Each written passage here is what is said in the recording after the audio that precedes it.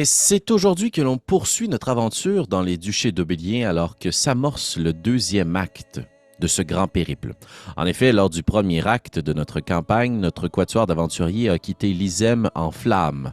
Ils ont pris la fuite par les eaux pour traverser la baie des Voiles jusqu'à Pointe-au-Pont. De là, rapidement, ils ont pris le chemin de la forêt, mais ont entre-temps recruté un guide, Isco Cœur de Chêne, qui s'est avéré entre vous et moi être aussi facilitant qu'être un paquet de troubles. Mais bon, on en est là où on en est. Il aura pu éviter à quelques reprises des pièges extrêmement dangereux, mais surtout aussi leur permettre d'avoir accès aux soins de la garde de Bois-Doré. Cette garde mystérieuse qui s'occupe de défendre les bois, mais surtout, comme les aventuriers l'ont constaté, de transformer leurs captifs, kidnappés dans les pièges, en nourriture pour le monstre des profondeurs qui habite le lac des Nymphes. Après avoir conclu un pacte avec la doyenne aïeule des lieux, deux des membres du groupe reprennent leur chemin et retrouvent en piste Prétessé et Jacques. Astrid a désormais un doigt en moins, mais une nouvelle mission en poche en échange de sa parole. Elle doit aller mettre le feu aux embarcations d'Ouarve, les fameux bateaux à vapeur, qui changent le courant commercial en remontant le courant naturel de la rivière de White Stream jusqu'à Richter à partir de Pointe-au-Pont. Je ne sais pas trop ce que la garde de Bois-Doré peut en tirer, mais c'est l'objectif qui a été confié à Astrid, en échange de quoi l'aïeul a décidé de soigner Constance. Sa blessure bien étrange, qui commençait à lui donner des appétits particuliers, a justement été soignée. Et c'est ainsi que le groupe a repris la piste de la ville de Flèchebois. Premier pas dans le duché du Moulin. C'est là qu'ils amorceront la suite de leur voyage et que nous reprendrons notre aventure pour ce deuxième acte. On laisse derrière nous la vie sauvage et dangereuse, et on plonge dans la vie tumultueuse de la politique et des duchés cordés serrés, mais pas tissés, serrés. Merci d'être avec nous. Bonne aventure et bon épisode des Duchés d'Aubélien.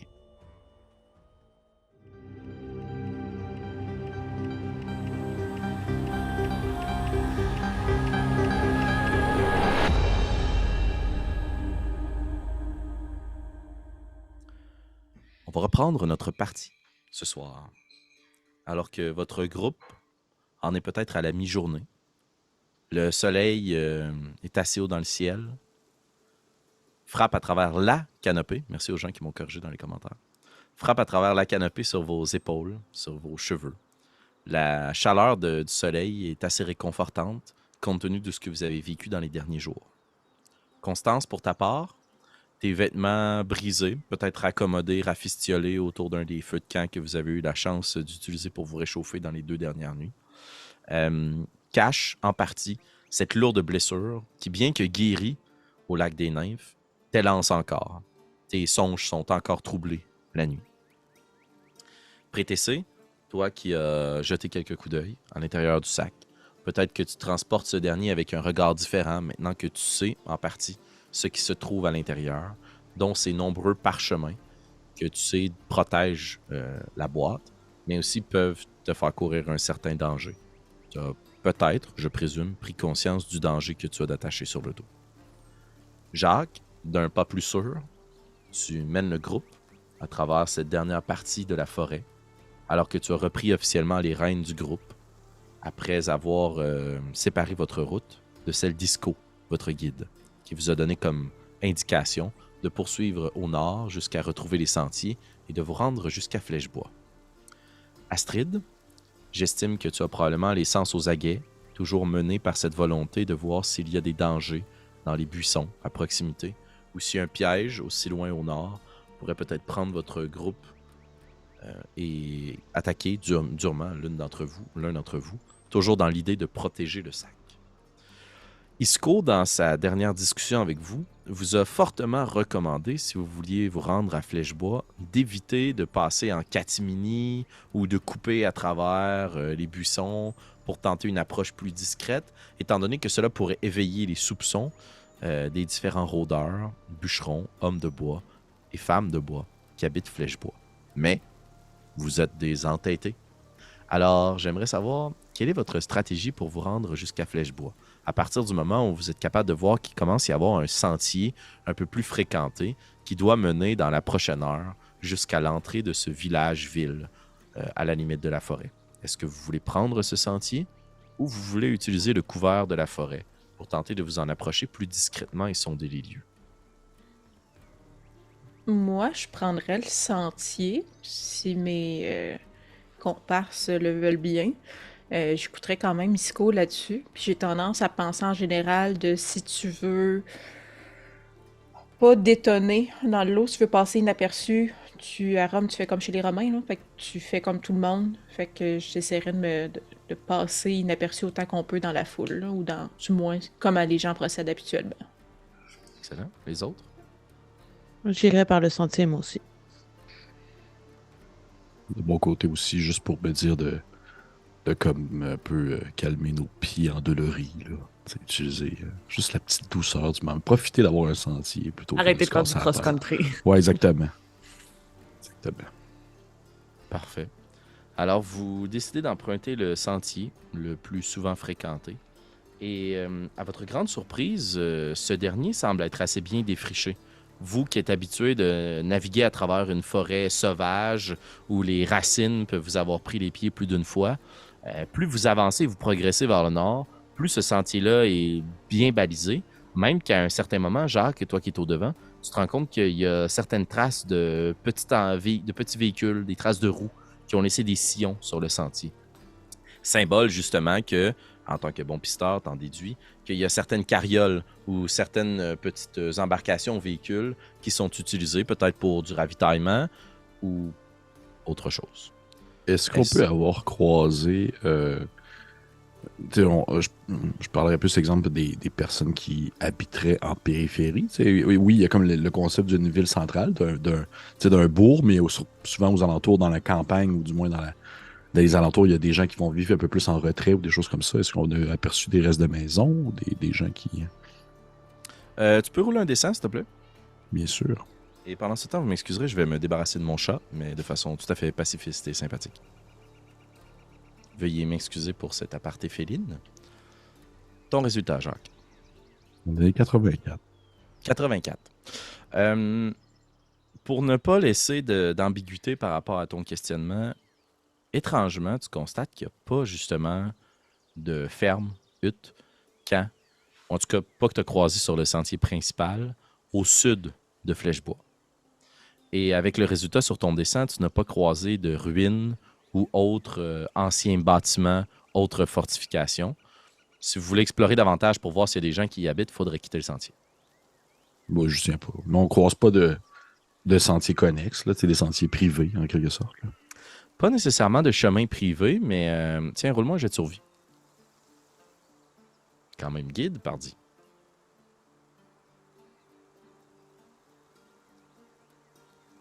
Même 9. C'est pas tout court. 9. Tu n'as pas pisté d'autres sentiers, mais tu vois que la forêt est clairsemée par endroits et que le sentier que vous empruntez actuellement est un point de convergence. Donc, tu ne serais pas capable de voir par où les autres personnes arriveraient pour se rendre jusqu'au sentier principal. Est-ce que c'est d'autres chemins avec des chariots ou autres carrioles qui ont convergé vers le chemin central? Il n'y a pas une route évidente perpendiculaire qui mène vers une hutte de sorcière dangereuse. Là. Donc, aucun autre chemin. Mais vraisemblablement, il doit y en avoir parce que la forêt est clairsemée, battue par endroits. À l'inverse de Jacques, moi, je suis pas du tout en mode je veux repérer s'il y a des maisons. Moi, je suis plus en mode yeah, on sort de la forêt. Puis, genre, j'ai hâte de m'en aller. Là. Probablement que je lève mes petites jambes comme une soldate. Là. Je suis juste comme en route vers la ville. Voilà. Donc, je suis pas du tout alerte à voir s'il y a des trucs embusqués. Au contraire, là, je suis juste très heureuse de quitter cet endroit. Magnifique. Je pense qu'avoir le bonheur, mettons, ou l'enthousiasme de prêter C, je lui demanderais êtes-vous déjà venu au nord de la forêt prêter C? Ça, c'est plus le DM qui va pouvoir me dire. Est-ce que je suis déjà allée jusque là?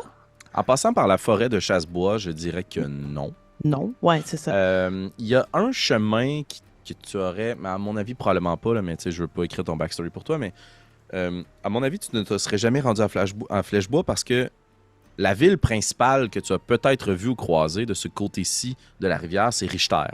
Il n'y a pas un chemin direct qui prend Richter jusqu'à Flèchebois. Ok. Ce sont des sentiers qui permettent de suivre la forêt, tous les points de route convergent vers Castel-du-Creuset, qui est la grande cité du duché du Moulin. Donc, ce serait un sapré détour, que prend fort probablement Sir Martial Adamar, à qui vous devez remettre le sac à dos à fond de fer. Donc, je répondrai à Constance. Je ne suis jamais allée jusqu'ici, non. Mais justement, raison de plus pour être enthousiaste. J'ai bien hâte de découvrir ce qu'on peut y trouver. Moi aussi. Parfait. Vous continuez votre chemin donc sur le sentier. Puis au bout d'un moment, je vais jouer sur ce que tu as rajouté, Prétessé. Tu es très heureuse de voir que la forêt est de moins en moins touffue, dense autour de toi. Et vous constatez tranquillement au cours de l'heure qui suit un heureux mélange de biomes. C'est-à-dire que la forêt a été exploitée et abattue. Et il y a donc de petites éclaircies de part et d'autre du sentier. Et les traces de chariots, les sillons laissés par les roues, sont de plus en plus creuses et franches, étant donné qu'on a dû justement y transporter et charrier les grands billots de bois et les troncs, symboles de cette économie forestière au nord. Et c'est aussi synonyme donc d'un village à proximité. Mais juste pour qu'on soit tous au même diapason, il y a quand même une forêt assez dense encore à ce point-ci. Le village et la ville de Flèchebois est construite à même la forêt. Elle est à ses limites. Et au bout d'un moment, c'est la vue qui vous attrape. Alors que vous vous promenez entre les différents sillons de cette forêt et du sentier, vous débouchez au bout d'un moment sur une petite éclaircie. Et pour la plupart d'entre vous, c'est une vue réconfortante, étant donné que vous reprenez contact avec la vie civilisée. Par contre, la rencontre que vous aviez peut-être idolâtrée ne se produit pas exactement comme vous l'aviez imaginé à ce point-ci. Plutôt qu'avoir des chaumières au plafond et au toit de paille qui laissent s'échapper de leur cheminée, de grandes colonnes de fumée envoûtantes et invitantes, l'odeur de des miches de pain, c'est plutôt une grande palissade de bois qui vous accueille et qui semble sillonner et serpenter à travers les arbres pour clairement délimiter un point d'accès et créer un goulot d'étranglement dans ce point d'accès. Une palissade d'à peu près 8 à 10 pieds de hauteur, des troncs qui ont été taillés en pointe acérées. Et je vais vous demander à toutes et à tous de rouler un jet de perception, s'il vous plaît. La marque à atteindre est 18. C'est 21. 21.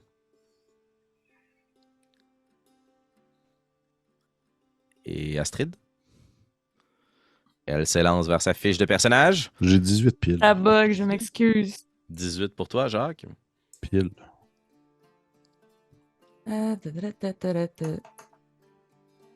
Échec. Échec. Prétessé, Jacques, pour une raison que vous ignorez, il y a quelque chose d'étrange par rapport à cette palissade. Prétessé, j'estime que dans ta vie, tu n'as pas nécessairement croisé beaucoup de palissades faites de bois et de rondins.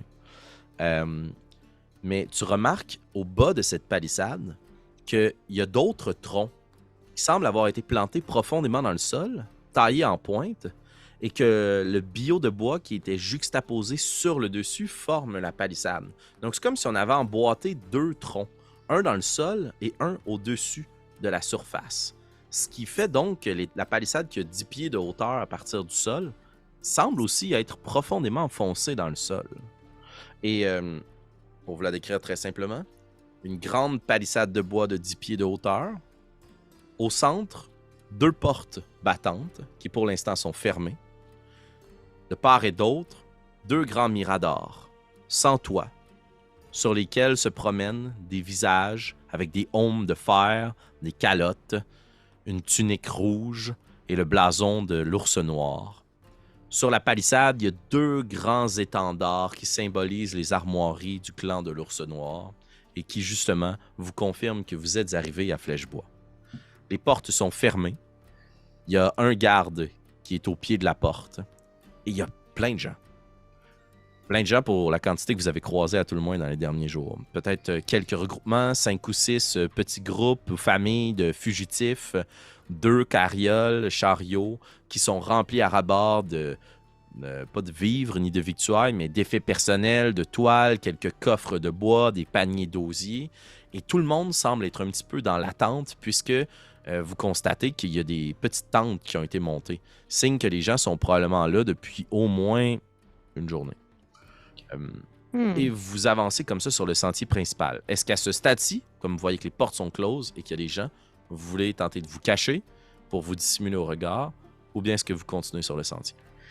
Juste pour comprendre, donc les portes sont closes, il y a des tentes, mais est-ce qu'il y a des gens quand même qui font la file devant les portes pour quand elles vont s'ouvrir ou tout le monde est en mode attente un peu éparpillé? Il y a un petit groupe au pied de la porte actuellement qui semble discuter avec le garde qui tient la porte. Ok. Mais les autres 4 ou 5 familles, je vais appelons-les ainsi, là, juste pour simplifier, au petit groupe, se sont tassés de la route. Ok. J'irai aux nouvelles, ou du moins voir pourquoi les portes sont fermées. Voulez-vous venir vous aussi ou vous préférez rester en retrait avec le sac? Mais je pense pas qu'il y ait un danger présentement. Nous pouvons aller aux portes, mais j'aimerais tout de même avant, si vous voulez bien, que nous établissions un discours similaire si on nous pose des questions. Qu'est-ce qu'on va dire si on nous dit vous venez du bois? Qu'est-ce qui vous amène ici? Qui êtes-vous? Ce genre de questions. Vous voyez, on m'a souvent posé ça dans ma vie. Et malgré que j'ai peu de réponses, je crois que je suis rendue assez bonne pour en inventer. Donc, selon vous, pourquoi nous venons du bois? Et qu'est-ce qui nous amène ici? Je crois que les meilleurs mensonges ou les mensonges les plus crédibles sont ceux qui sont imbriqués dans la vérité. Alors, je crois que oui, nous venons directement du bois et nous avons dû partir de l'Isem en vitesse. Et le nord nous semblait la meilleure voie et nous avons besoin d'un refuge pour quelques nuits avant de continuer notre route. Et qu'est-ce qui nous relie tous les quatre?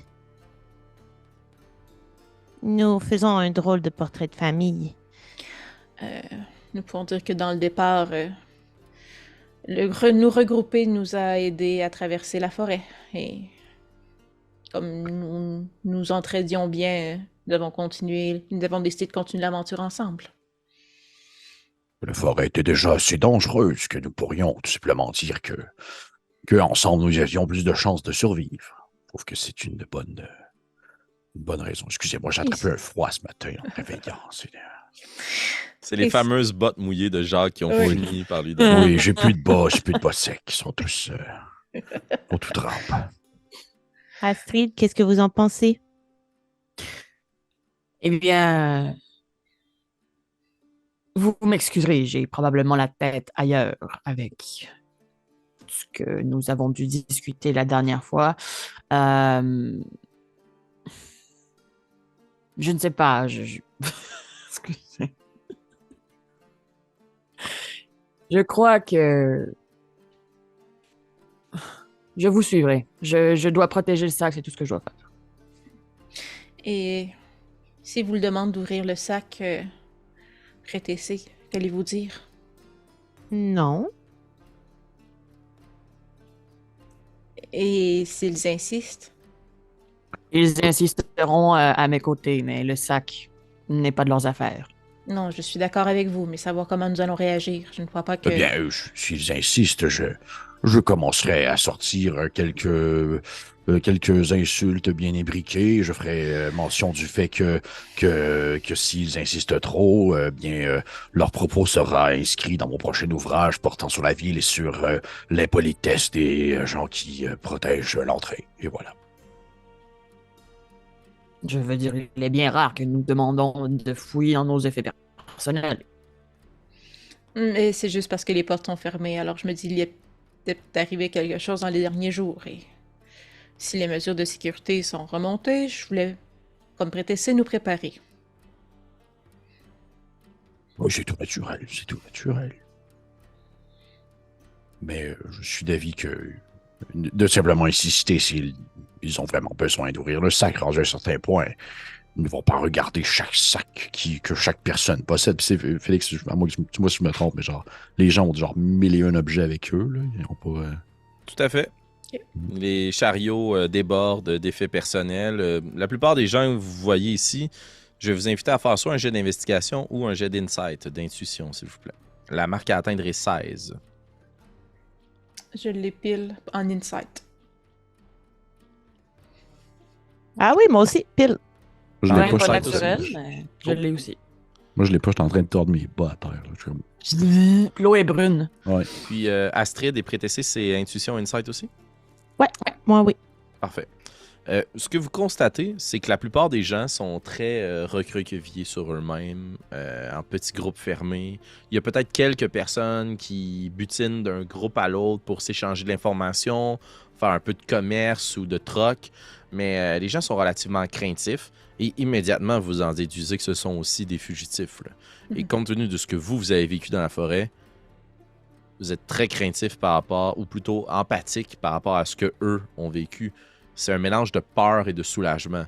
Eux qui espéraient arriver ici, que les portes soient grandes ouvertes, là les portes sont closes, donc assez refermées sur eux, mais ils ont plein de choses. Ok. Ils transportent toute leur vie dans leur sac à dos. Ok. Un peu. Vous vous dirigez donc vers la porte? Oui. Mhm. Parfait. Votre Pendant petit- qu'on se dirige, je veux juste faire un truc. J'aimerais ça comme marcher avec Constance. Puis comme c'est elle qui a dit on va aller demander, j'imagine que tu prends un peu les devants, Constance. Ben oui, mais tu sais, je vais pas Ok. jouer du coup non plus près de là-bas, mais oui. J'aimerais ça aller près d'elle et je voudrais manger pour que Astrid et Jacques n'entendent pas ce que je vais dire à Constance. Parfait. Fait que juste, tu sais, j'aimerais avoir une certaine distance. Ouais, tout à fait. Constance, j'ai une idée pour inventer quelque chose en ce qui a trait à ce qu'il y a dans le sac. Oui. Nous pourrions faire, je pourrais dire que ce qu'il y a à l'intérieur du sac est une partie de mon corps de robot et que c'est intime et que vous êtes la seule à savoir ce qu'il y a dans le sac. Euh, De cette façon, c'est comme de demander à quelqu'un d'enlever son chandail. oui. Je suis mal à l'aise en sachant que ce n'est pas la chose qu'il y a dans le sac. Alors, j'imagine que les gardes le seront aussi, du moins s'ils ont un minimum de pudeur. Alors, s'ils insistent, je crois que c'est une très bonne avenue. Voilà. Oui. Et oui, je suis mal à l'aise juste à y penser. Très bonne idée, Prétessé. Merci. Vous progressez, puis vous voyez que la personne qui discutait avec le garde au pied de la porte tape du pied, lance probablement son chapeau par terre, puis se retourne vers le reste de sa famille, qui lève les bras dans les airs. Il y a un peu de consternation puis d'opposition, mais évidemment, aucune attaque ou révolte. Là. Ils viennent eux aussi de se faire fermer la porte au nez, c'est ce que vous en comprenez. Et le petit groupe se tasse un peu à l'écart, déplace la brouette qui n'est pas portée par des animaux. D'ailleurs, puisque je ne l'ai pas mentionné, il n'y a qu'un seul grand cheval de trait qui a l'air très fatigué, qui est blessé probablement à une patte après avoir marché le chemin chaotique. Vous en déduisez qu'il n'a pas passé à travers la forêt, mais plutôt que c'est quelqu'un qui arrive de Richter. Ok. Le petit groupe se tasse un peu sur le côté gauche de la porte, vous laissant la voie libre. Et vous avez face à vous un homme d'un certain âge, la barbe et les cheveux grisonnants plaqués contre son front, il sue abondamment en dessous de son aume, qui est renforcé d'une certaine fourrure pour assurer son confort et son maintien. Un gros pif saillant, injecté de sang, un bon nez de poivreau, symbole que l'homme doit sûrement dépenser une bonne partie de sa paye dans les auberges de Flèchebois. Justement, alors que vous arrivez, vous faites juste signe de la main, puis il se déplace sur le côté de la porte, puis vous voyez qu'il y a une petite carafe avec un verre, ainsi que sa grande lance qui est à côté. Il y a un pommeau à sa taille, probablement une épée courte ou autre lame de ce genre. Il se verse juste une coupe d'un ce qui semble être du vin, le cale d'un trait, s'essuie la bouche, place un peu de tabac à l'intérieur de sa lèvre, et puis se retourne vers vous. Bienvenue à Flèchebois. Les portes sont fermées. Je commencerai. Est-ce que je peux voir comme mon intuition ou mon impression avec un insight, son niveau d'ébriété, puis genre son état du moment, tu sais, à quel niveau il était écœuré d'être là, puis c'est ça, sa rigueur. Ouais. À moins que tu veuilles comme rester un peu plus en retrait puis l'observer, si tu continues à lui parler, je vais baser ma réponse sur ton intuition passive. Parfait. Et rappelle-le-moi si tu l'as pas trop loin. Intuition 15. Ouais, voilà. Donc, avec ton intuition passive, t'en déduis qu'il a peut-être bu, mais cet homme-là va se tenir drette comme une barre jusqu'à ce qu'il tombe à pleine face. Là. Ok. C'est le genre de Encore personne sharp. que c'est tout ou pas en tout, comme on Ok. dit. Parfait.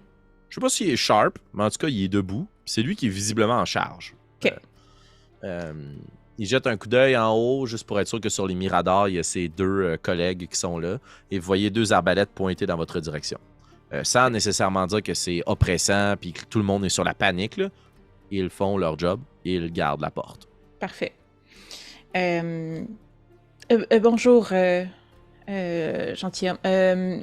Nous voudrions savoir, les portes sont closes encore pour combien de temps? Aucune idée. Ce n'est pas moi le patron. Et elles sont closes depuis combien de temps?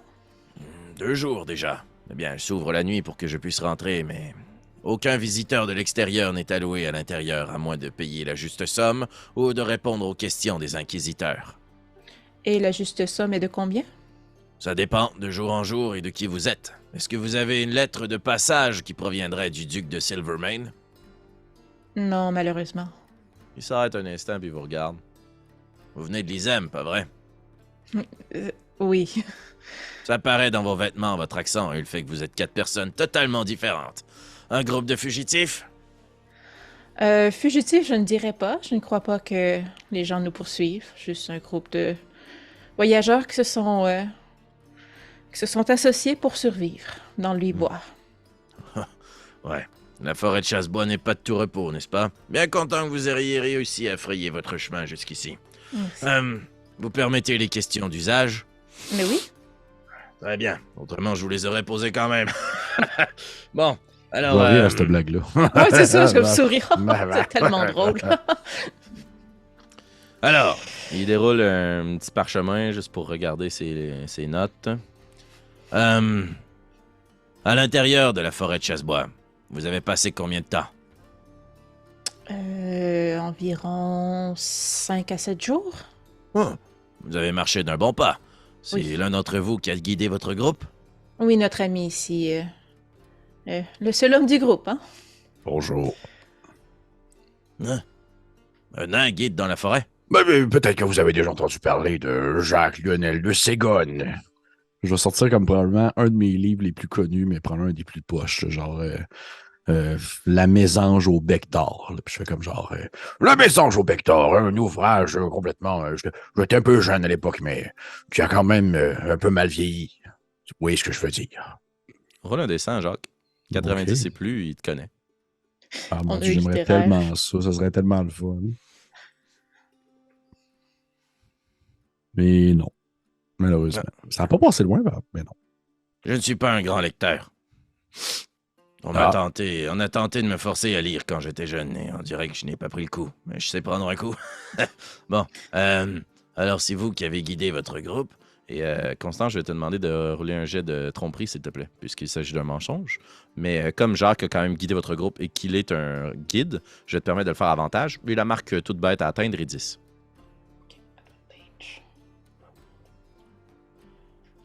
Mais c'est un coup critique. Oh, Mm. 24. touché. Tu pourras rouler ton prochain jet si besoin est à avantage Nice. pour tout ce qui est relatif au charisme. Donc, tromperie, persuasion, intimidation jusqu'à la fin de cette rencontre. Bien. Vous avez croisé d'autres fugitifs ou d'autres personnes qui provenaient de l'Isem? Nous avons entendu des bruits, mais de l'Isem, nous n'avons pas parlé, discuté à personne d'autre que vous pourriez appeler des fugitifs, je crois. Dommage. Tu peux rouler un jet de tromperie. Encore une fois, avantage si tu veux appliquer ton jet tout de suite. Et la marque qui atteindrait 11. Oups, avantage, pas de désavantage. C'est un 20 sale. Nous recherchons, ou nous attendons plutôt, une noble qui ne devait pas être à l'Isem et qui devait se rendre jusqu'ici. Une dénommée Rose du Moulin. Ça vous dit quelque chose? Elle devait être flanquée d'un chevalier en armure. Il a dû en avoir plein les bottes, pauvre homme. Nous n'avons pas rencontré de chevalier. Bon. Par pur hasard, vous n'auriez pas croisé ce terrible bandit. Puis il va pointer dans votre direction une affiche sur laquelle est écrit « Recherché, Ézéchiel Isco, cœur de chêne, traître, meurtrier, récompense, 500 pièces d'or. » Et il y a un dessin assez bête de son visage. Comme je vous ai dit, nous avons croisé aucune personne. Je vais vous demander tous et toutes de faire un jet de tromperie. Ceux qui ne parlent pas, la marque à atteindre va être 10. Et pour toi, Constance, ça va être un 14.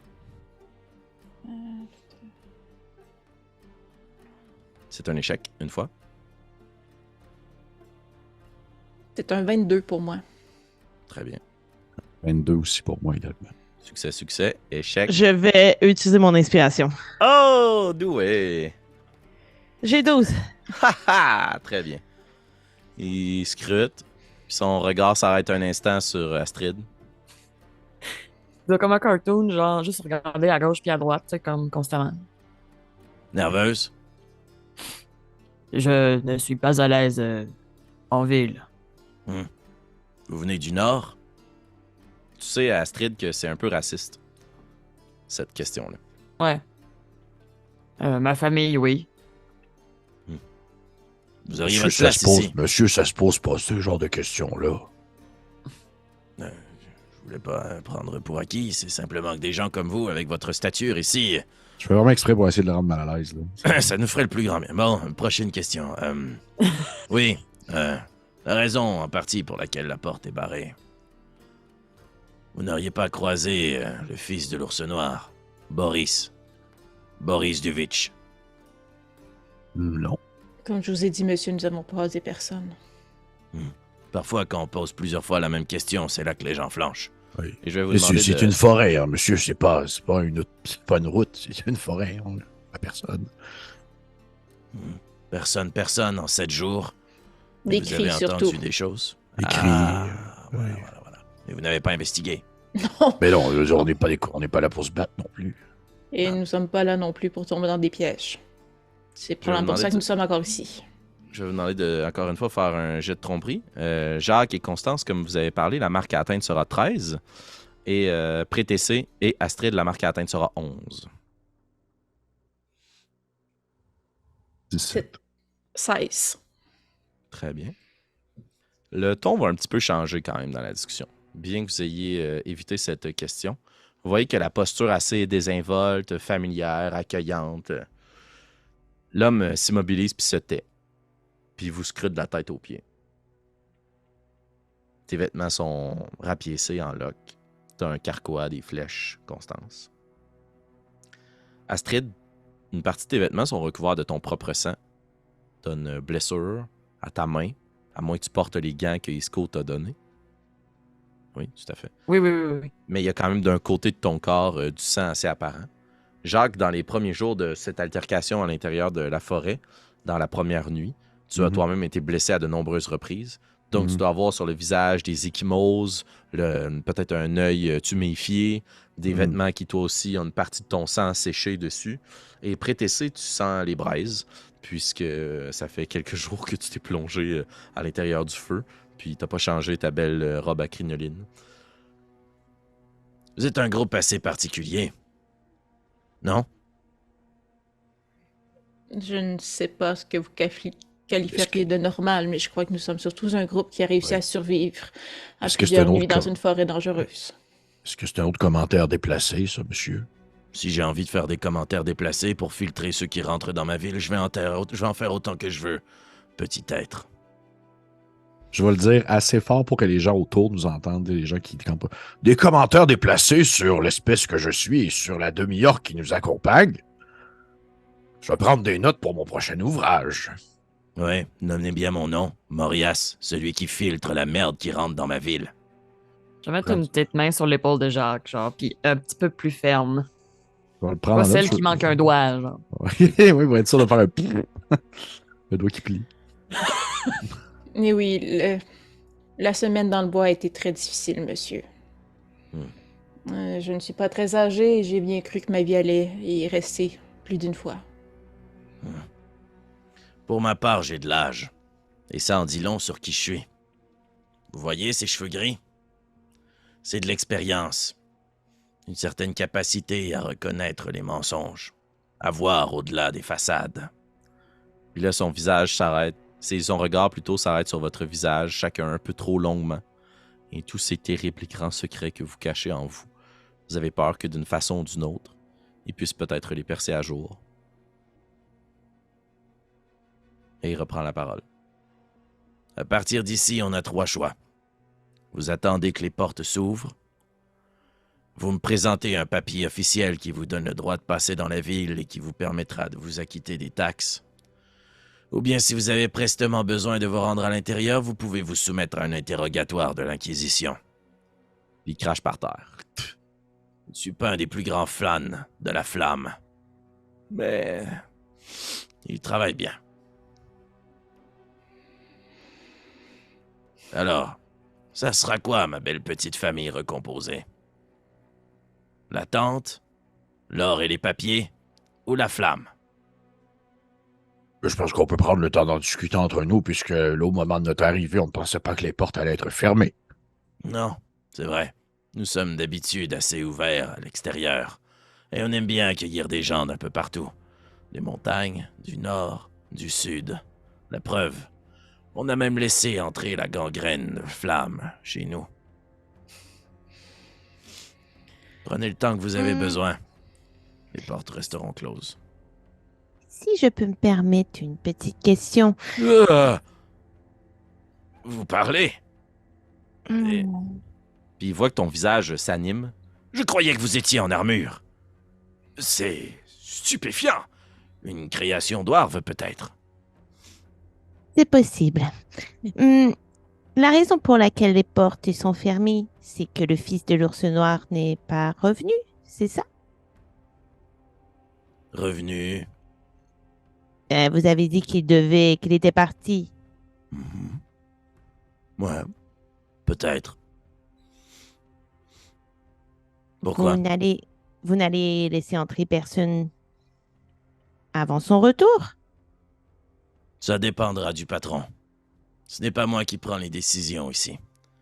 Si tu veux, tu peux rouler un jet de persuasion, mais je t'avertis, si tu échoues, il va comprendre que tu as pressé un peu le citron, puis vous allez le perdre de votre bord, ou en tout cas de sa neutralité. Je vais essayer, même si je suis pas bonne là-dedans. La marque atteindrait 13. Non, 10. C'est fini les questions. Vous avez fait votre choix. Installez-vous sur le côté et arrêtez de me déranger. D'accord.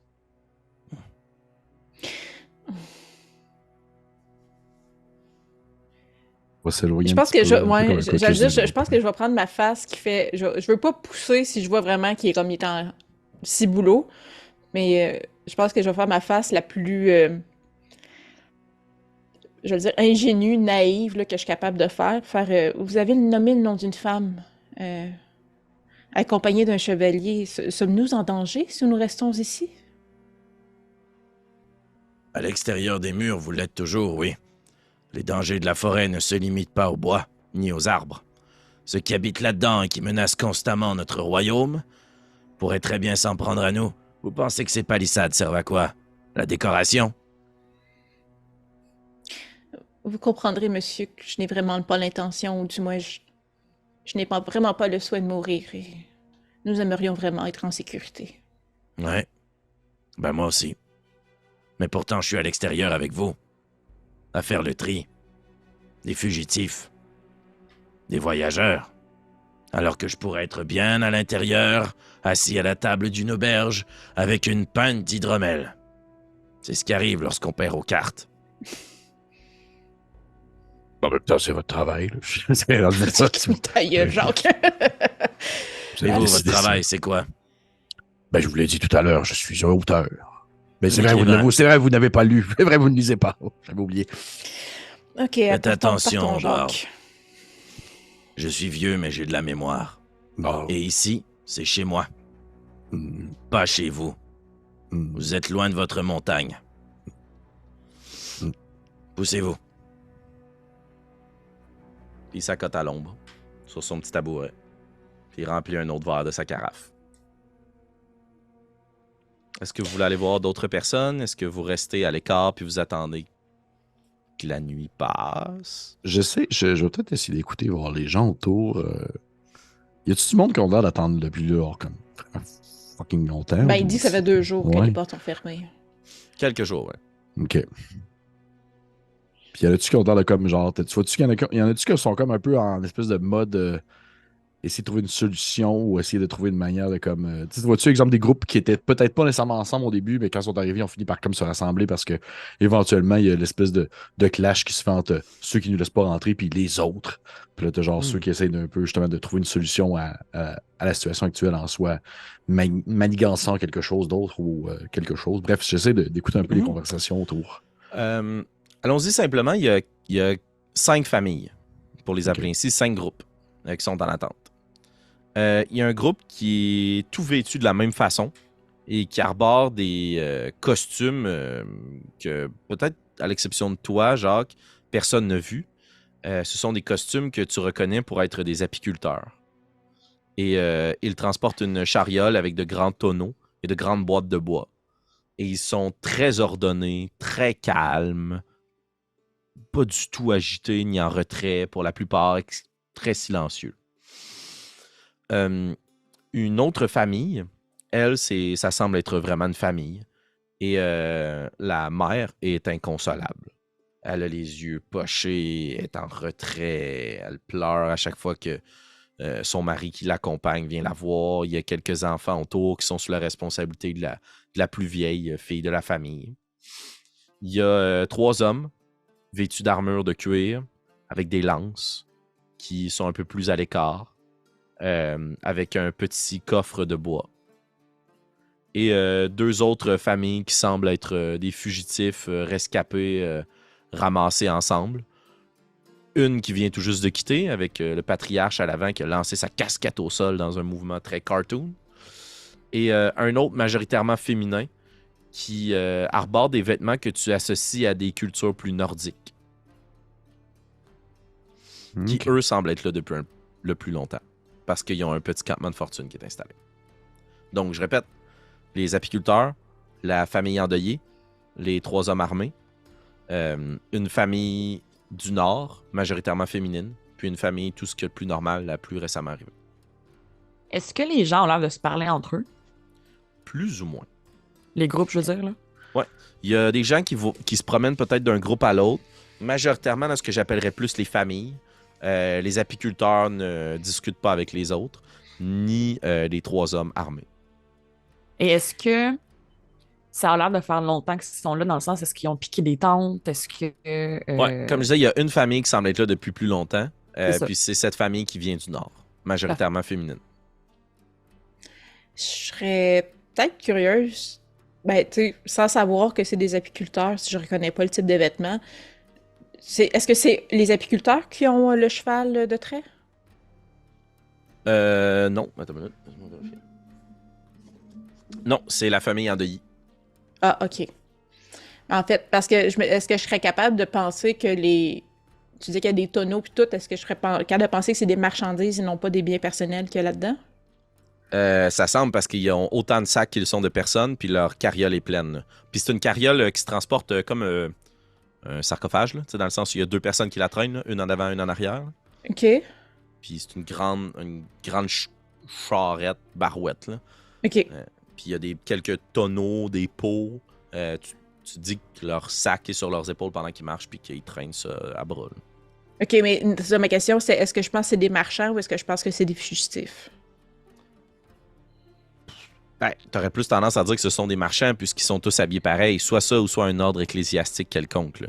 Mais ils ont pas genre les bourses pleines puis ils vendent du miel. Là. Ok. Ok. Bon. Bon, qu'est-ce que vous voudriez prioriser? Est-ce que vous voulez qu'on t'entende un peu, qu'on prenne le temps de se reposer, qu'on monte un campement, qu'on essaie de voir les options des autres campements, voir si d'autres personnes seraient plus portées aussi à tenter une manière de rentrer ou... Clairement, Jacques, je ne pense pas que la confrontation soit le meilleur plan ici. Surtout si nous devons passer inaperçus en ville. Je ne parlais pas de la confrontation plus que de trouver une entente ou peu importe. Je sais pas, peut-être que les autres avaient des idées. Bref, simplement aller chercher d'autres idées ailleurs par les autres personnes. On a tous nos vécus, ils ont tous leur vécu, ils ont peut-être d'autres situations particulières qui leur permettraient d'avoir un avantage sur la situation. Je ne sais pas. Je lance des idées comme ça. Mais non, je ne parlais pas de rentrer par la force. Ok. Vous me rassurez. Parce que soyons francs. Et là, je me penche un peu vers eux comme pour dire un secret, là. Il ne reviendra pas. Non, effectivement. Puis je pense que ben, je pense que je ferais juste mettre ma main. Tu sais, j'ai probablement caché la bague à la même place que Rose l'avait cachée, là, fait que dans une pochette intérieure. Je dis, et la dame dont il parlait non plus. Alors, Mais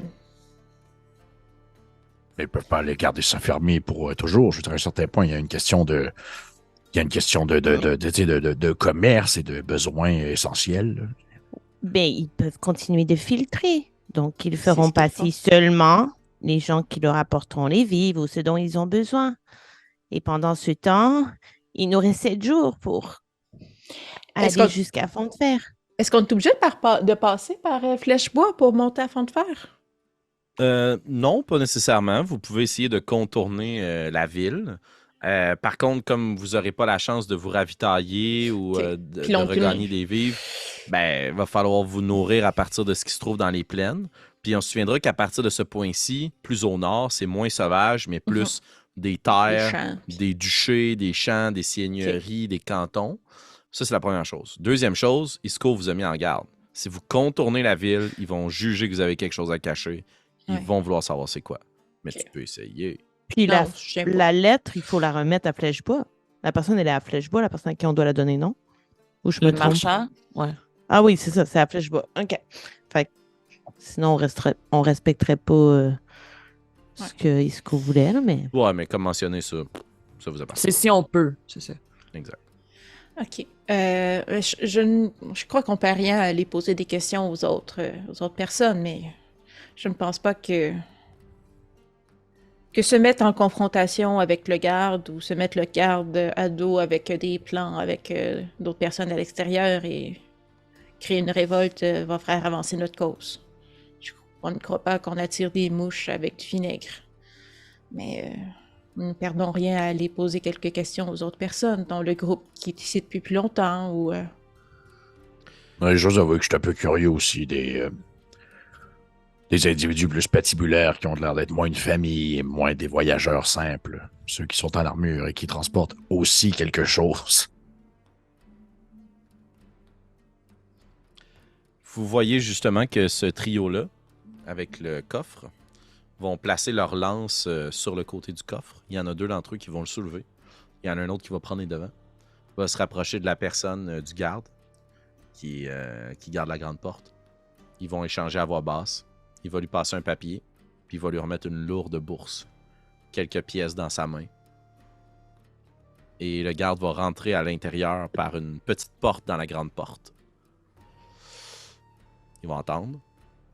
Il va ressortir accompagné d'un inquisiteur. Un des membres de la Flamme. Ils vont échanger quelques paroles entre eux. Astrid, comment fonctionne ton habilité de pouvoir lire sur les lèvres? C'est. Oups.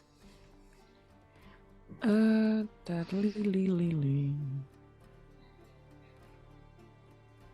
Ce sera pas long, je le cherche, il est dans.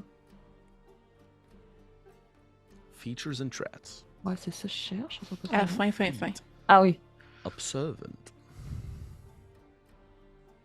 Si je peux voir sa bouche pendant qu'il parle. Mhm. Donc à distance de Ouais. bouche. Tu verras pas les trois hommes, mais tu peux voir le garde ainsi que l'inquisiteur. Et pour que tu puisses les observer, ça veut dire que si quelqu'un observe la foule, il va voir que tu les observes. Là. Donc, je vais te demander de faire soit un jet de tromperie, soit un jet de stealth. Si tu essaies de te cacher, honnêtement, ça va être beaucoup plus suspect. Tandis que si tu essaies de prendre la tromperie, si on t'observe, tu pourrais essayer de faire semblant que tu es en train de t'attacher tes bottes. Là. Ouais. Je suis meilleure pour être subtil. Je veux pas me cacher, mais je peux comme faire semblant de regarder d'autres choses. Tu comprends? Ben, je devrais davantage qualifier ça comme ça, de la tromperie. c'est de la tromperie. Ok. Ouais. On va y aller avec tromperie. Parfait. Donc, la marque à atteindre est 14. C'est un échec lamentable. Tu t'approches puis tu les scrutes. Puis vous voyez juste que Astrid fixe un petit peu vers la porte. Puis intuitivement, instinctivement, tu fais juste quelques pas en direction de la porte parce qu'ils sont un petit peu trop loin. T'es aveuglé par le soleil. Puis t'es juste capable de voir sur les lèvres de l'inquisiteur, qui est en fait une inquisitrice, qu'elle semble leur répondre rien à cacher, vraiment. Ah, pas à moi. Très bien, la flamme le saura. Puis elle lève les yeux, puis elle te voit. Et son regard fixe le tien. Elle tape du coude, le garde, il te regarde, puis elle laisse rentrer les 3 hommes avec leur coffre. Puis en refermant la porte dans l'entrebâillement, Magic. Il ferme la porte. Et le garde reste à l'extérieur, puis lui, il te quitte pas des yeux, puis il fait juste prendre sa lance. Est-ce qu'on a vu Astrid s'approcher comme ça ou on... Oui, à ce moment-là. OK. Donc les conséquences ont lieu, mais tu le vois. Puis elle est à quelle distance du garde, Astrid, mettons? Je dirais plus d'une 30aine de pieds, peut-être. Ah, OK, d'accord. Environ. Fait un peu loin pour lui parler. OK, d'accord. Ben, en fait, elle est proche de vous. Mais elle est Non, à pour une parler à trentaine de lui, je voulais pieds. Ah dire. oui. Ben, tu pourrais crier quelque chose, il va t'entendre. Non, là, ça va être weird. Arrête de regarder mon ami! Ouais! J'irai voir si on s'entend pour aller voir différents groupes. Je me dirigerai vers les genres d'apiculteurs que moi, j'ai juste trouvé qu'ils sont habillés bizarres. Là. Mais ceux qui ont des tonneaux pis tout. Parfait. Ils sont là, bien assis les uns à côté des autres. Ils discutent entre eux à voix basse. Ils ne portent pas leurs vêtements complets d'apiculteurs, mais tu vois que les cols sont assez retroussés. Il y a des gants ou des points de pression qui permettraient d'attacher différents autres équipements. Mais tu ne connais pas l'art des apiculteurs. Tu as juste dégusté leurs produits. Tu n'as aucune idée même comment c'est fait. Puis la seule fois que tu as dû manger du miel, ça devait être genre délicieux, là, dans un gâteau au miel que tu as reçu à un de tes anniversaires. Et au moment où tu arrives, ils se taisent, puis ils te regardent. Sont combien? Puis c'est juste des hommes, hommes-femmes? Ils sont 4. Et maintenant que tu es plus près, ce sont toutes des femmes. Toutes des femmes. OK, nice. Bonjour, mesdames. Nous venons d'arriver. Est-ce que ça fait longtemps que vous êtes arrivés aux portes de Front de Fer? De Flèche-Bois? Nous avons passé la nuit. Vous semblez bien fatigué. Est-ce que je peux vous apporter de l'aide? Nous n'avons besoin de rien. Outre que ces portes s'ouvrent, nous sommes ici pour le savoir. Vous êtes... Je suis désolée. Vous venez de quelle région? Je ne connais pas ces vêtements. Je m'appelle Bernadette. Nous étions à Richter pour le commerce, mais la ville aussi est mise sous quarantaine. Les grands feux de l'Isem semblent avoir causé nombre de perturbations. Et vous avez quitté Richter pour le savoir de Flèche-Bois? De Flèche-Bois directement, non. Mais l'apothicaire qui s'y trouve, oui. Et je vais vous demander, puisque je vais considérer que vous êtes à proximité, je vais vous demander de rouler un petit jet d'histoire, puis je vais faire un petit coucou à mon ami Marca, qui m'aide à créer des choses spéciales dans ce grand univers. Et il s'agit de l'une de ses créations. Est-ce que tu penses qu'elle écoute l'épisode au moment qu'on se parle? Je sais pas, t'es assez bête, t'as fait jamais rien. Plate. J'ai 14. 18. 11 seulement. Donc, qui a eu 18? Moi Et Jacques et Astrid. Vous avez entendu parler de la guilde des apothicaires. Astrid, t'en as entendu parler parce que c'est un savoir qui était assez recherché par les membres du groupe avec lequel tu travaillais avant de quitter l'Isem, puisque ce qu'ils produisent et transforment vaut extrêmement cher. Avoir accès directement à un produit qui a été créé par un membre ou une membre, puisque ce sont toutes des femmes, les membres de la guilde des apothicaires, c'est extrême rareté, là. Fait que si tu en as déjà eu ou vous en avez déjà eu en votre possession, probablement que c'était la chose la plus importante dans ton groupe à transporter. Jacques, t'aimerais bien écrire un livre sur la guilde des apothicaires ou les rencontrer. Mais elles sont plus évasives et élusives que même les grands secrets des forêts impénétrables. Tu les as jamais vues. Mais t'en as sûrement parlé dans plein de chapitres. évoquant par-ci par-là leur parfum ou autre. Et Jacques, est-ce que tu as été dans la grande forêt d'Hazelwood au nord? Mais ça, oui, parce que je pense qu'on en a même parlé ensemble, en fait. J'aurais tendance à croire que oui.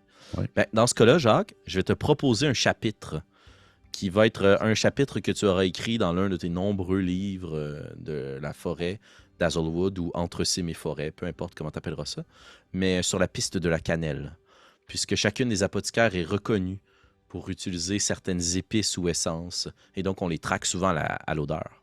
OK. Mais tu ne l'as jamais trouvé dans la forêt. Et vous. Tu sais, moi, la seule chose que je me dis, c'est comme mes parents sont herboristes. Elle, c'est une apothicaire, ça doit pas me dire grand-chose plus que ça, dans le fond, tu sais. Et vous cherchez l'apothicaire pour... je ne vais pas être impolie. J'essaie juste de passer le temps un peu de savoir si je peux vous aider, mais vous êtes à la recherche de l'apothicaire à partir de Richter, pour quelle raison? Pour pouvoir perfectionner notre savoir en transformation du miel de nos abeilles.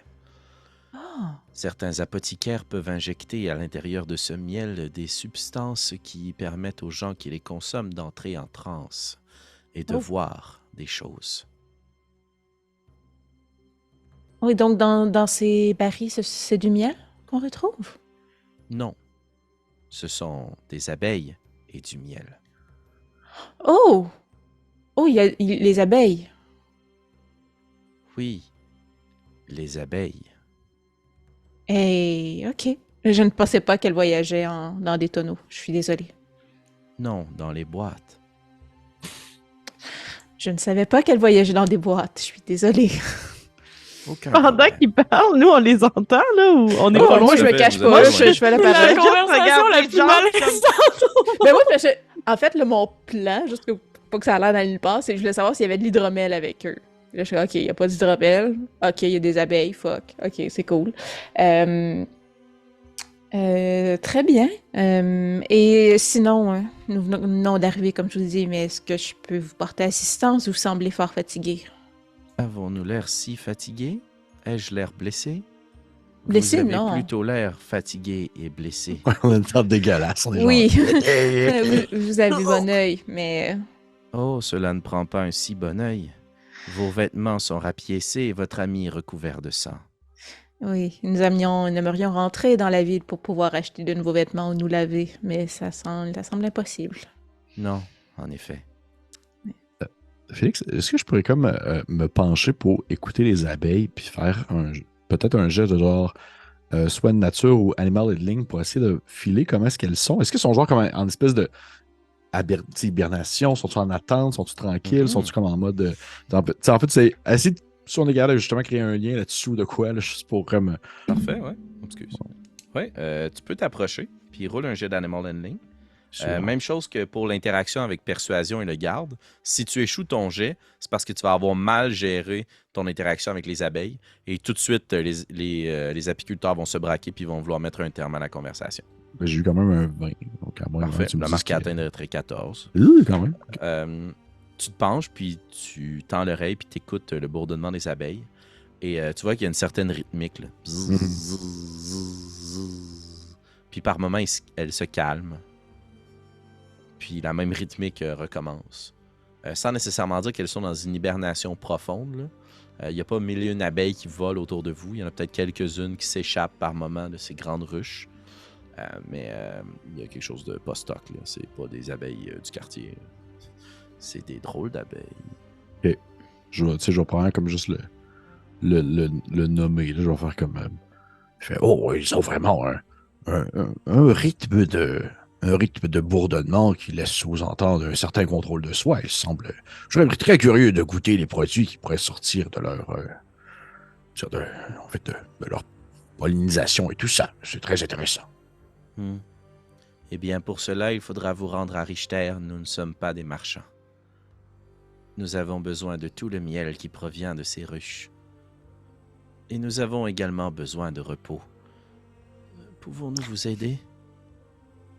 OK, je suis compris. OK, on va s'en aller.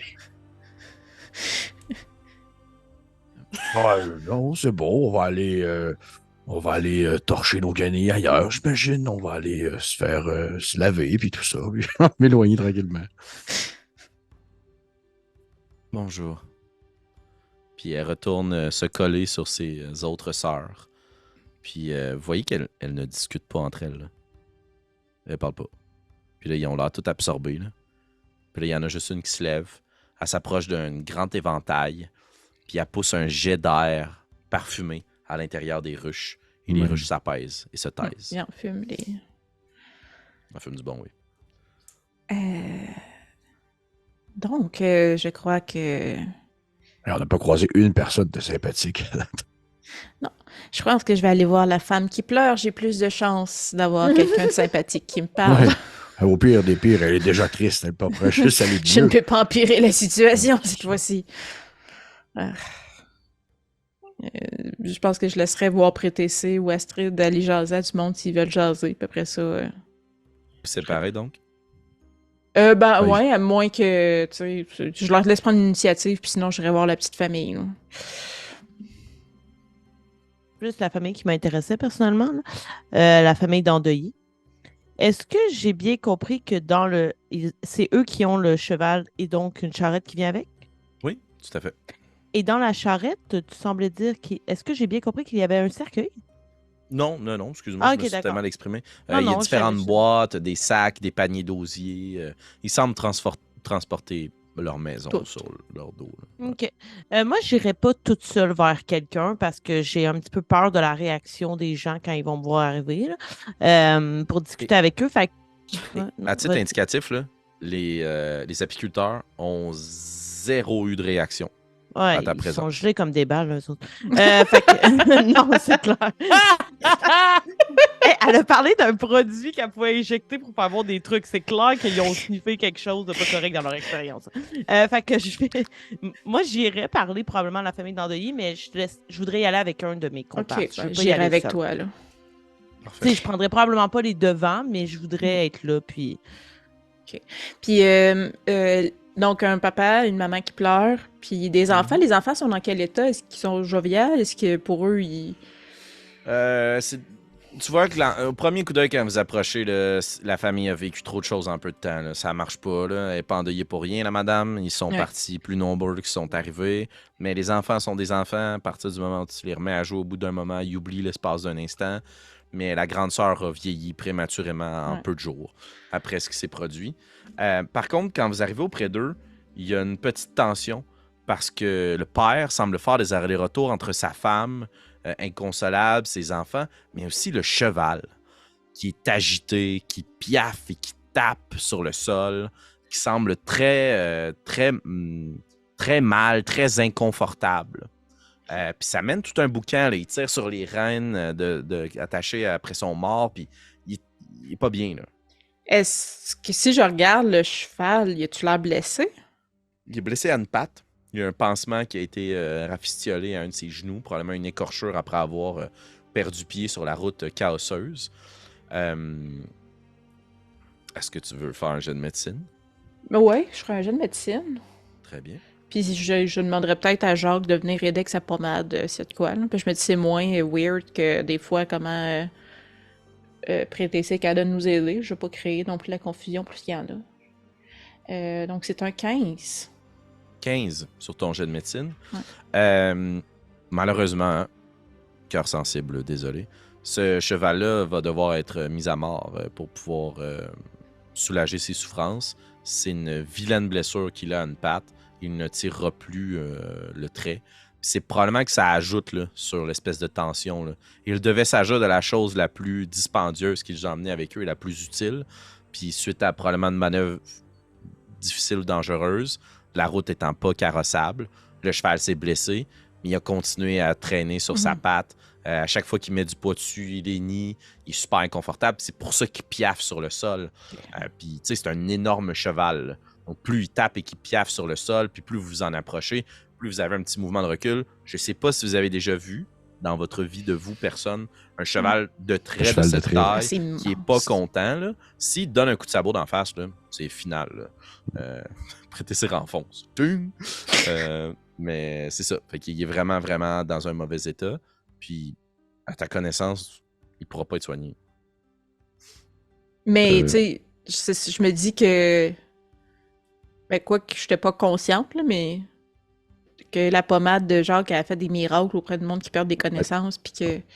En fait, c'est ça mon questionnement, Félix. C'est d'un point de vue, on va dire, mécanique. Est-ce que tu me dis, il peut pas être soigné ou il peut pas être soigné du tout, même Tu pas pourrais magiquement? soulager ses souffrances. Ouais. Tu pourrais lui permettre magiquement, mettons, de regagner des points de vie ou autre, puis d'enlever une blessure. Par contre, ce cheval-là va garder des traces le restant de sa vie de cette blessure-là, tout comme Constance dans son dos. Puis si Constance, sa job pour le restant de sa vie, c'était de traîner un sac à dos, sûrement qu'elle essaierait de changer de carrière. Fait que le cheval va arrêter d'être un cheval de trait. Là. Mais si tu le soignes, probablement qu'il va s'en sortir. Puis peut-être que c'est pour ça qu'ils veulent rentrer aussi rapidement à Flèche-Bois. OK. Ouais. Je pense que, voyant ça, j'appellerais à l'aide Jacques. Notre ami a des pommades qui pourraient guérir la plaie, si ça peut calmer votre cheval et si vous acceptez qu'on approche. Quoi? Non, nous n'avons pas besoin de personne. Nous n'avons pas d'argent. C'est gratuit, monsieur, c'est gratuit. Nous voulons seulement gratuit, il n'y a aider. jamais rien de gratuit ici, après tout ce qu'on a vécu. Monsieur, Jacques-Lionel de Ségonne, je suis, avant d'être un auteur, je suis aussi une personne qui vit dans les bois, un rôdeur, quelqu'un qui se déplace dans la nature et qui a un contact avec les animaux au quotidien. Laissez-moi seulement quelques secondes pour tenter de calmer votre animal. Je ne fais pas ça d'un point de vue pour avoir de l'argent ou tout simplement avoir recours à des faveurs. Je fais ça pour calmer votre bête qui semble souffrir d'un mal assez profond. Je vais te demander de faire un jet d'animal handling, puis tu pourras le faire à avantage parce qu'il va t'aider. Puis le but, c'est que vous allez essayer de calmer sa bête. La marque à atteindre est quand même un 15. Tu me donnes un 21. 21. Tu l'approches, là, puis comme dans toute bonne scène de Le dwarf film, qui ben calme oui. un cheval. J'y Puis comme murmure à l'oreille 2 fois, des trucs. 3 fois ta taille, là, puis tu commences à y parler, puis la bête se calme un petit peu, puis tu vois que c'est quand elle met du poids sur sa patte qu'elle semble flancher un peu, puis justement s'affaisser, mais elle est tellement lourde et forte qu'elle ne veut pas retomber, puis elle se recabre et s'ébroue à nouveau, puis l'homme tire sur ses harnais, puis tu prends les rênes à sa place, puis tu flattes la bête, puis honnêtement, à la hauteur que tu as, elle te donne un coup de patte, là, elle t'écrase, là. Mais tu es capable de calmer le jeu, puis de calmer la créature, puis en même temps de calmer son maître. Ah, merci. Dans une autre scène, ça serait beau de me voir comme m'accoter ma tête sur son flanc, sauf que je suis tellement petit, je dois m'accoter sur ses genoux. Là. C'est beau. Et, Le je veux dire, contact, là. ouais. Je veux dire, Monsieur, me permettez-vous que je vous dis pas quoi faire avec votre bête, mais je crois que vous auriez avantage à peut-être lui trouver éventuellement un autre travail. Je pourrais tenter de faire quelque chose pour lui on va dire, calmer un peu sa blessure, mais éventuellement, elle va garder des cicatrices toute sa vie. Ça, c'est assuré. On en voit la vilaine plaie qu'elle a à sa patte. Donc, ta question, juste pour être sûr que je comprends bien, tu veux lui proposer de la soigner? oui, puis en même temps, en fait, je fais ça pour justement laisser un peu le champ libre à Prêter C, puis à Constance à justement aller jaser avec le monde pendant que je fais ça, puis que genre, ça semble un peu peut-être calmer, on va dire, la situation. Je t'ai soufflé. OK. Tu t'approches de la bête, il semble donner son autorisation juste avec un hochement de tête, puis tu calmes et tu continues de calmer la bête. C'est quoi ta perception passive, Jacques? 15. Je vais t'inviter à faire un jet de perception actif, Jacques. Je vais considérer que pour l'instant, vous êtes relativement tous à proximité de Jacques. Ça me donne 18. Excellent.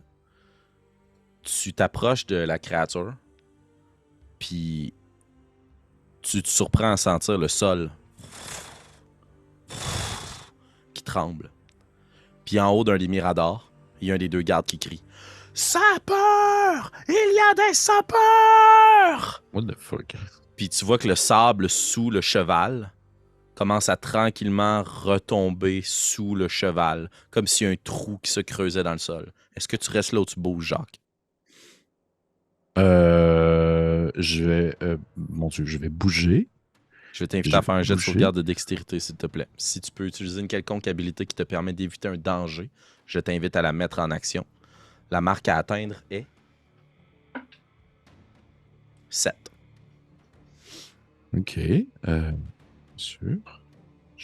Ça me donne dextérité, ça me donne 12. OK. 12. Tu sens que le sol croule sous la créature, puis instinctivement, tu lâches les rênes, puis la créature s'ébroue, puis ça fait que le sol tombe de plus en plus rapidement, comme si elle pilait dans un sol qui s'effondre sous elle. Puis tu fais juste bondir, tomber à la renverse, tu rampes sur le sol, et vous voyez sortir du sol 2 grandes pinces, comme si un immense insecte de taille disproportionnée venait planter ses pinces dans les flancs de la créature. Crac! Puis Jacques, comme tu es à proximité, tu vois qu'elle sort du sable une espèce de grande tête insectoïde qui vient juste percer la créature sous son ventre. Le cheval se met à hennir, à hurler. L'homme se précipite sur la bête dans l'espoir, lui, il voit pas trop ce qui se passe, de juste la ramener, puis tout ça tombe dans le sol. Le monsieur aussi? Le monsieur agrippé après son cheval, le cheval, la femme se met à crier, tout le monde se met à crier, les gens sur les miradors se mettent à hurler, puis vous prenez conscience qu'autour de vous, le sable et la terre se remuent par endroits, comme s'il y a des choses qui convergeaient dans votre direction. Et alors qu'un combat imminent s'apprête à venir se précipiter devant les portes de la forêt de la citadelle et cité de Flashbois, ben nous, on va arrêter notre épisode là ce soir. Mais je vous remercie tout le monde d'avoir été des nôtres, alors que le sang va bientôt couler, que les chevaux disparaissent dans les trous béants qui se forment sous les messieurs endeuillés. Ça a quand même été le fun. Pas trop de tension pendant un moment, mais c'est ça, on retombe rapidement dans le trou. Hey, mais si vous voulez tomber dans un trou sans fin puis découvrir plein de contenus, fun, des critiques, des one-shots, n'importe quoi, ben le trou dans le sol que vous pouvez tomber sans insectes dangereux, à part dans quelques one-shots, ben il se trouve sur Patreon. Je vous invite à venir nous rejoindre, nous lancer quelques pièces d'or au visage. Ça vous permettra de ne pas vous faire manger par un insecte. Sinon, ben en tombant dans le trou, faites juste sortir votre main de façon cartoonesque pour un petit pouce en l'air, ou ben criez-nous un commentaire. C'était donc belle fun comme épisode! Avant de disparaître dans les profondeurs et de découvrir cette créature immonde. Dans tous les cas, merci d'avoir été là pour aussi longtemps que vous y êtes resté avant de disparaître dans le sable. Et on se dit, si vous survivez, à la semaine prochaine. Ciao. Wow.